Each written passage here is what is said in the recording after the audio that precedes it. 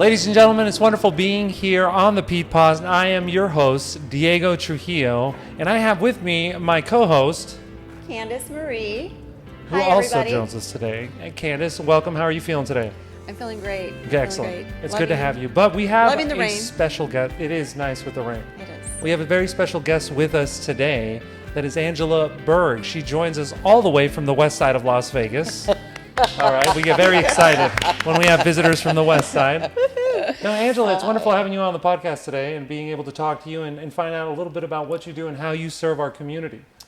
I'm honored to be here. I'm so excited that this is your inaugural episode. Thank you so and much. And I am so proud of the work you're doing in the community as well. And we need like-minded and action-minded folks like us to be doing this kind of work and being able to get a platform where we can get education out on services that are here, services we hope to bring. And so I'm honored to be here. So I am on the west side at Care for the Kids right now doing pediatric rheumatology and pediatric integrative medicine. And of course, I've been here for a long time in the community. What is a long time in the community? I'm curious. As a Las Vegas native. 22 years. Fair enough. 22. That counts. After 20, she's been here a long time. Yeah, right? Fantastic. And I just got the pleasure of meeting you recently. Mm-hmm. I've heard of you for many years. And I appreciate you opening up and meeting with me. We had lunch and I got to get to know her. Instantly, I knew that it was somebody that I could connect with because of our same passion for pediatrics and the care that she gives her kids.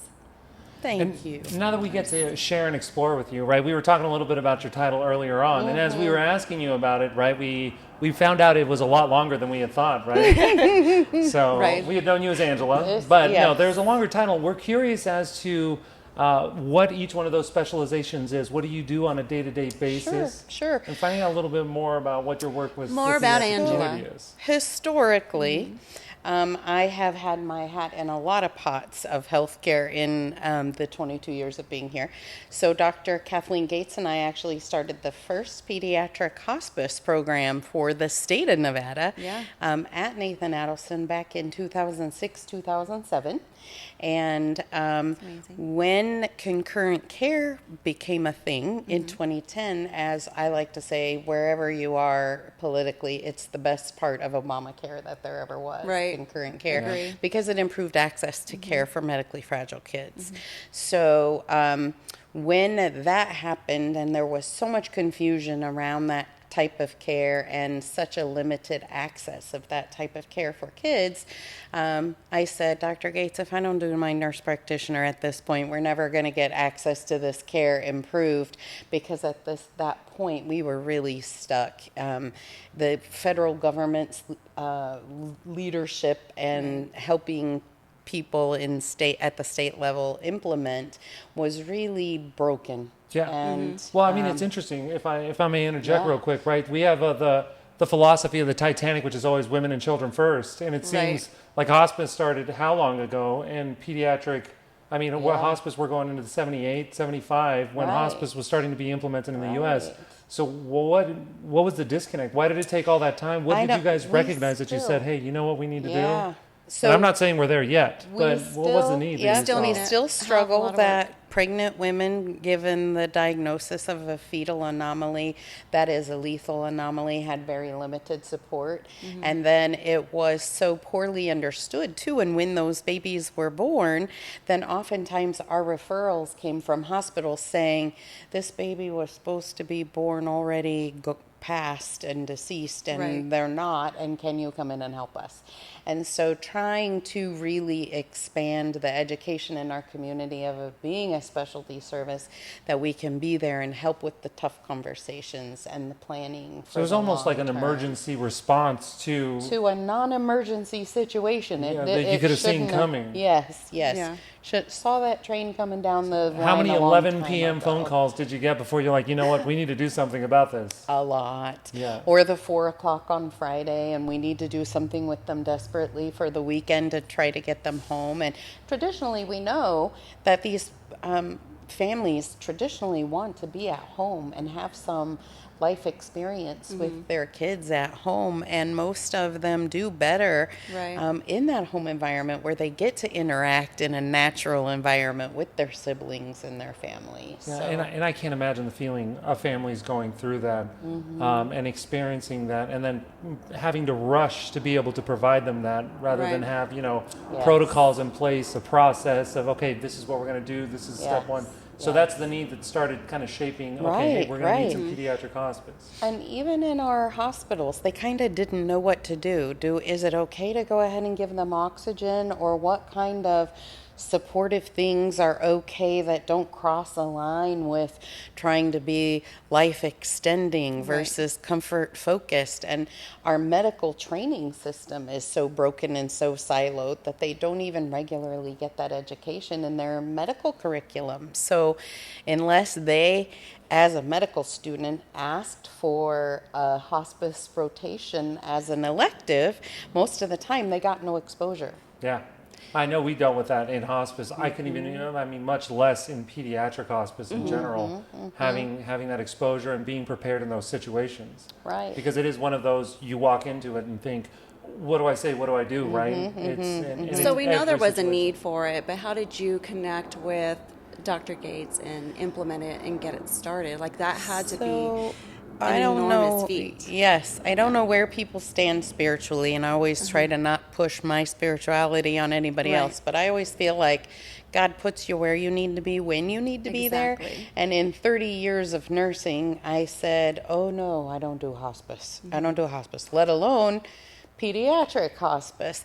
And in 2006, one of my mentors was the director of nursing at Nathan, and I was in a position when the environment here, the bubble broke on the housing market, and the nonprofit that I was working for at that time lost their funding to keep my position.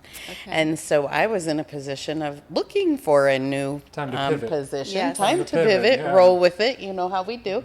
And so I called Diane, who was the director of nursing at that time at Nathan, and I said, I'm really nervous about this whole thing, but something's telling me I needed to reach out to you and explore this avenue. And she said, we have funding to start a pediatric hospice service, and you're the perfect person to do it. You need to take a chance. What a And I privilege. said, wow, if you really think I can do it. So I jumped in first just to be a nurse on the adult side to learn hospice. Found out that I loved it, even though I said my whole 30 years before that, I don't do death. I can do the birth and the beginning part. I don't do that.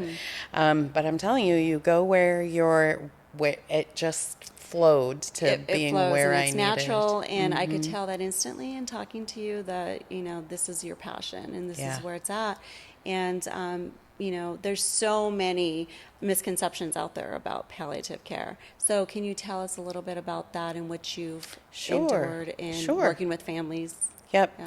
I think our healthcare system has continued to practice its broken way Right. by not recognizing and allowing palliative to be its own separate versus I say that concurrent care was the best part of Obamacare. It at least opened up access, but what it has done is thrown mud in the water even further to make it muddy water about parents are still scared of hospice because they think you They have are. to be I can't do imagine. not. They are. Yeah, It's do such a nothing. taboo Hear out that there, word.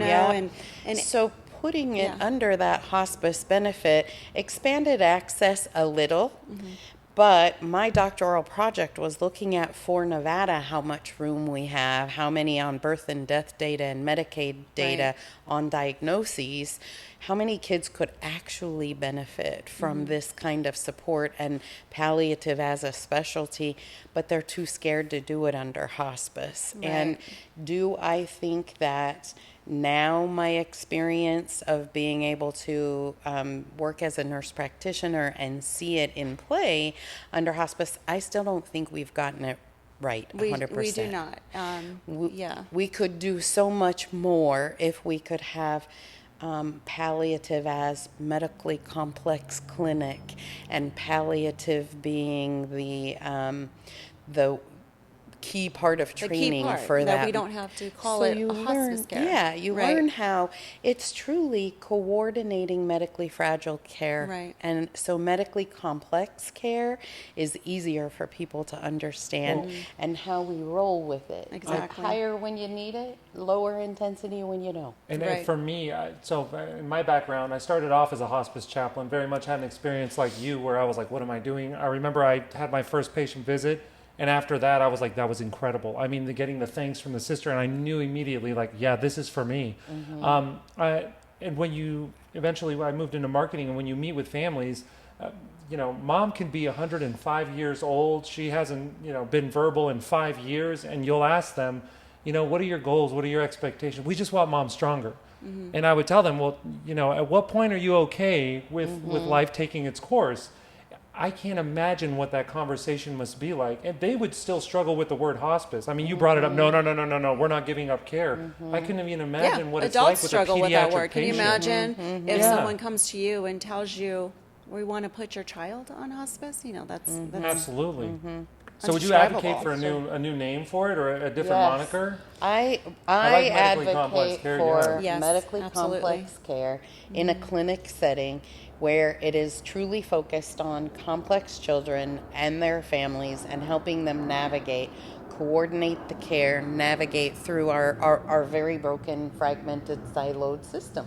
Helping them know the ins and outs of what kind of things insurance covers or doesn't cover, how the specialists interact, coordinating amongst all of them, and expecting them to talk to each other to make a coordinated plan of care for the kiddo. And that should be the standard of care that we're aiming for. It should be the standard It's of just care a for sure.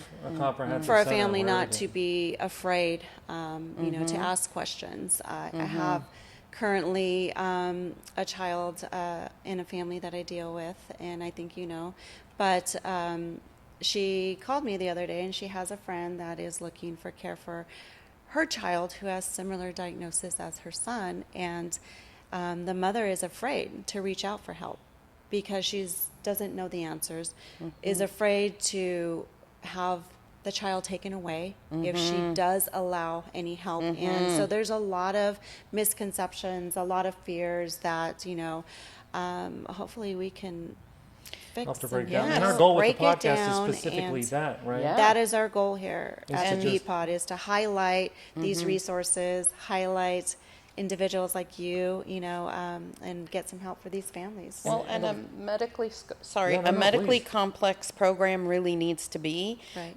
the front door needs to say judgment-free zone. Exactly. This is where you come in. No such thing as an off-limits question. And the mantra for complex care for kids is there is no right or wrong here. There's what's right for your for family you. or not And going to every work for case your is different. family. Every case is Yes, different, and it needs to be yes. looked at that way. Exactly. So when they bring up hospice, so again, I'm tying this into my experience with adults, right? The first question that always comes up: how much longer do we have? And that I'm assuming has got to be a conversation you have frequently. Every time we do a research visit with them being under the hospice model. But I don't think they have to be under the hospice model for that to continue to be our every follow-up visit. We have the conversation. Okay, Right. This is where we are.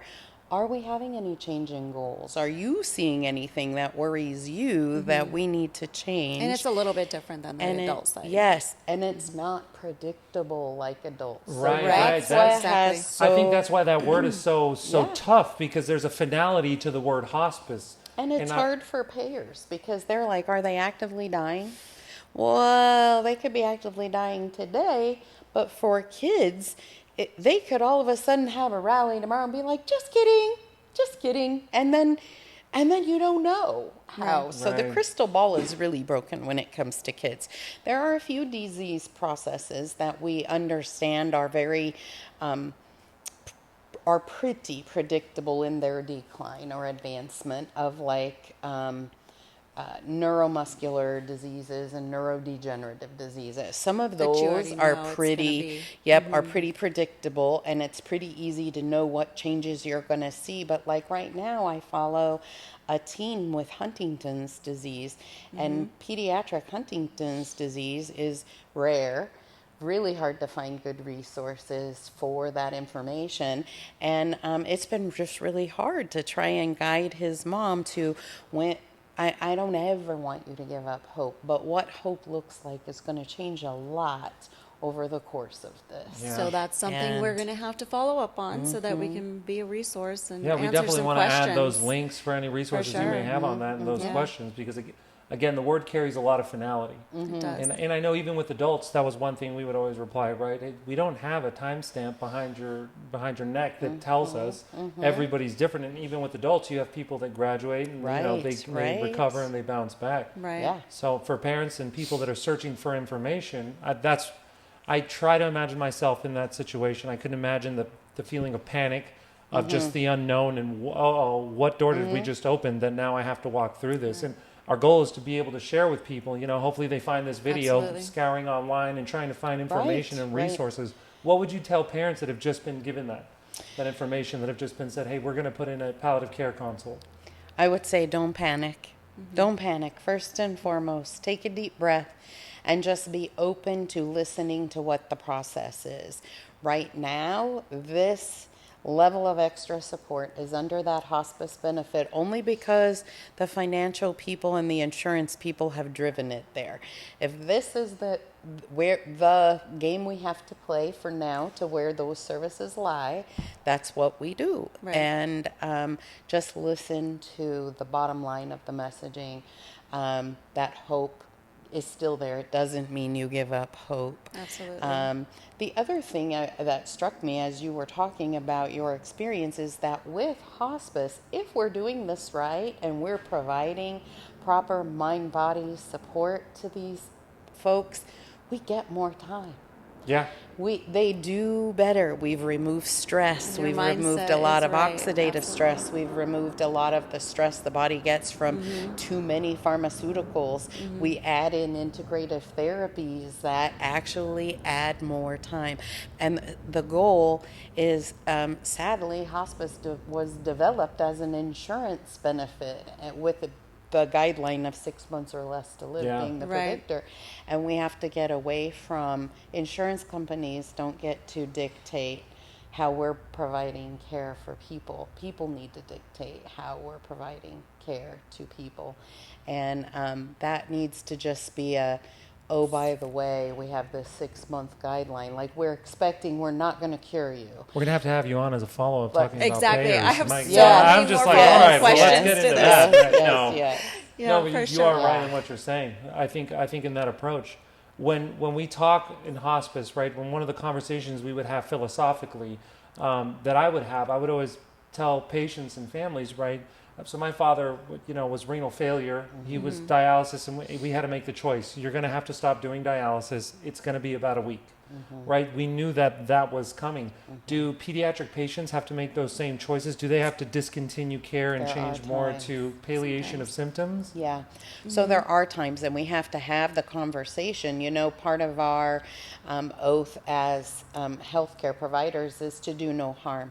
And sadly, there are times that we have to have the conversation, and we're not very good at it as a profession and as a whole. Right. And so palliative providers, that is the reason to reach out to your palliative provider and let them have that conversation of, are we doing more harm with what we're doing right now? And it's okay to say, that isn't working and we're not going to keep doing that anymore. But in place of that, we can do this.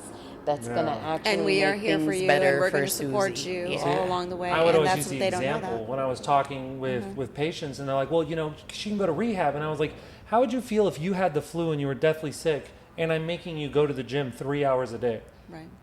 And it's not going to do any long-term benefit. And everyone looks at you and just goes, "Oh yeah, I would hate you."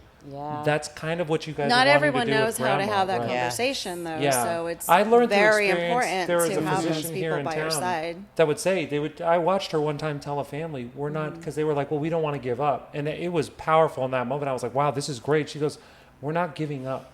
The body is the captain. All we're doing is just pivoting and adapting the plan of care to what the body is indicating, but we're not driving in a specific So direction." that's more natural. Exactly. And Yeah. so I try to tie that in. I never worked in pediatric care because Still very similar I had messages. young It is children, though. so very I was similar. like, oh, I don't know if I Yeah. can handle this. Yeah. Yeah. Yeah. Yeah. And so Definitely. it's the same thing that I'm It's the assuming. same. It's the same. But you've got to have that rapport with family enough to say. So you'll usually see palliative conversations start with, "Tell me about Susie. What was Susie like before coming in the hospital? Before this happened? Before to we're make in that this connection. current?" Yep. So that they learn trust. And you've really got to listen to what that is and what it is that their focus is on. What are the things that make their eyes twinkle? Right. And you just have to be very intuitive Just love to her. learning. Yeah, you have to. Well, you have make to it just sound like learn. again, palliative. Some people would see it as the Grim Reaper walking through the Right. door, but really the palliative care consult, at least from what it sounds like within this medically complex system that you're describing for pediatric patients, that really what they are is the hope is, hey, you know how you have been frustrated with every bit of news and you feel like, please stop doing scans. It just gets worse and worse. You're the first person stepping in and saying, hey, how do we make this situation better? Not just Right. physically, that may be out of our hands, but you're the Right. first person that steps in and says, hey, there's things we can do here, right? Yes. Right. Yes. And I think that's important for parents that are afraid, because the one person that can come to offer you hope and guidance and really guide you holistically, not just in the physical, right, medical terminology, but can really step in and guide you towards a different perspective and optimism Right. and understanding the situation. is usually the one they're most afraid of. Yeah, Exactly. the last Your person they want to talk experience to. has been, yeah. So I like primary children's, for example, has a medically complex clinic. That's such an amazing. I would clinic. like to have, and I've planted the seed for Cure for the Kids, to develop the medically complex clinic model here on that outpatient side. I think they have a bunch of limitations, being same with their palliative kids program. It's been only inpatient, and so that bridge outpatient to inpatient has been a challenge. And I think an outpatient clinic in a nonprofit mindset where you're doing business wisely but open to philanthropy for all of those things that feel good that insurance isn't covering, it's the perfect place to have this kind of clinic, so that you've got some child life That would be and amazing, right. multi-specialty input into it being all about the best quality of life. So I like best that saying, life is not about dying from what chronic situation you have. It's about living the best we can The with best that quality chronic life, situation every day. I would always Exactly. say that to people, because the question quality of life. they would always ask me, they're like, well, how much longer does she have? And I'd be in the hospital room, I'd say, look, how long do any of us have? Can we answer any of those questions? I could leave here and get T-boned and that's it. Right. I couldn't Right. speak with my family, I couldn't Right. speak with my kids. I would just be gone one moment and the other. I think we fool ourselves into thinking that we have this control or this guaranteed Right. time on a constant basis based on Right. how the Las Vegas drivers drive. Yes. They think they live forever. But, Yes, You yes. mentioned Children's Primary. That's Utah. In Utah? And I visited that hospital. I think it's amazing. Intermountain's done an amazing job. What do you think about what we offer here on outside the clinic for palliative care, for children's palliative care? And what are some of your thoughts on a Las Vegas pediatric hospital here? So I think we, in my 22 years of being here, are positioned now with some pretty key stakeholders that are in very willing to collaborate positions. So Right. I'm very optimistic that right now we have Intermountain Health coming into our community, who is the ones who started Primary Children's.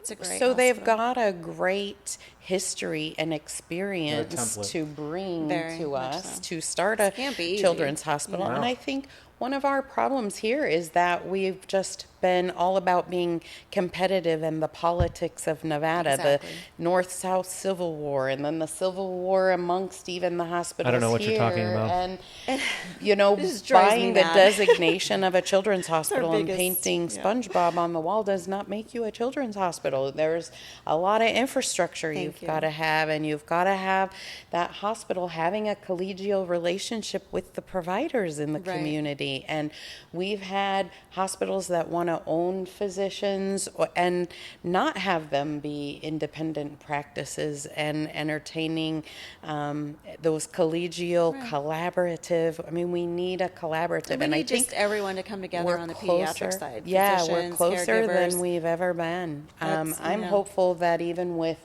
all the chronic disease patients and chronic pain patients, Right. that we're talking about putting a collaborative together of key players who have those patients in their services, and putting together our own curriculum and being like a larger center.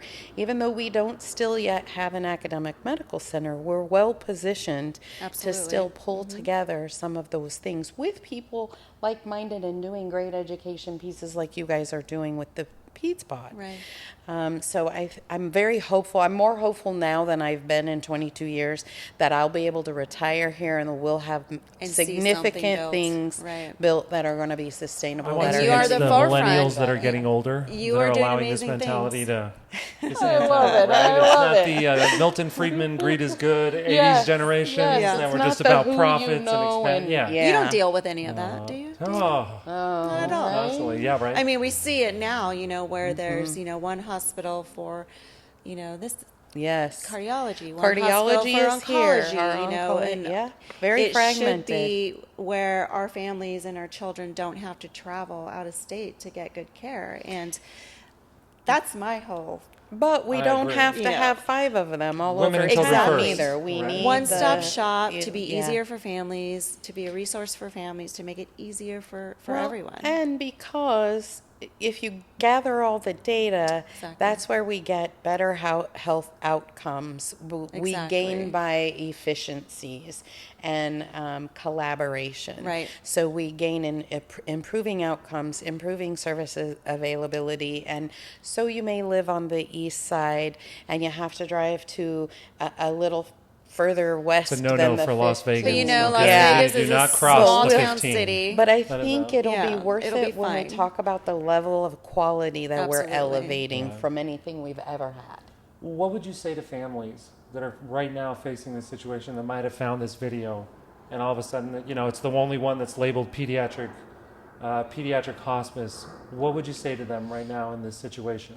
Right now, take advantage of that benefit being available to you. We have several hospices in the valley that happen to all be for-profit hospices, which are, I think, what makes me feel like it's not the best positioned place. But take advantage of getting some of those services and make them work for you, because right now it is available, and it's not going away. We need to help grow it and improve it, but take advantage and then stay engaged as a parent as we advocate for this work to take a different form. We're going to need parents to advocate and be advising the governor's palliative care council, for example, on how we can make this better. And You brought something up that was really good, right? You said there's 5 different companies. Are they locked into one? How do they choose? Are they allowed to ask They different questions? are If so, allowed- what should they yeah, ask? The federal government, CMS, regulates this benefit, and it requires you to be given a choice and be able to. You should interview the Absolutely. companies and figure out what feels right to you. you will know in your gut when you're interviewing what's Yeah. going to be best for you and your family. But it's an opportunity as a healthcare consumer to take charge. You get to interview these people. It's very few and far between that in our current healthcare environment you get options. And so you get options and you get to interview them. Interview them as if you Take were advantage of hiring that. them. Yeah. They're coming into your home And It's you your should child. be interviewing them as if you were hiring a nanny, Right. for example. Absolutely. That's a really good point. Same difference. They're coming into your home and you have to have the comfort with them. They have to answer your questions right. That's awesome. And you're right on that. Angela, I thank you so much for joining us today. It I'm means so so much happy that to be here. you were able to make it and be our first interview for Right. our first pediatric podcast. And I look forward to many more interviews We'll with you probably because do I have a lot of more. questions Honor. still. Pediatric Yes, rheumatology. I was yes. like, well, that's a whole episode on its own. Yes, We yes. look forward to It's talking an with you in honor. the future. That title is Thank this you. long, and we're going to chop away at it, bring you back several times so we can get some questions answered. But I Absolutely. appreciate you joining us, and Honor to be here. thank you, Honor very to be Diego. here. much. Thanks Thank for you. showing My up wonderful today. co-host, and thank you for everyone at home that's watching us today, Thanks that's for paying staying. attention, taking Yeah, the time for and sure. listening. Again, fantastic information. If they need to contact you, how can they contact you? They can contact me at Cure for the Kids, 702-732-1493. Excellent. Well, thank you very much, ladies and gentlemen. You have the contact information. You you. could always rewind. And once again, I'm Diego Trujillo Candice Marie, with the Pete Pod here in thanks Las so Vegas, much for tuning in. trying to make an impact. Thank you very much.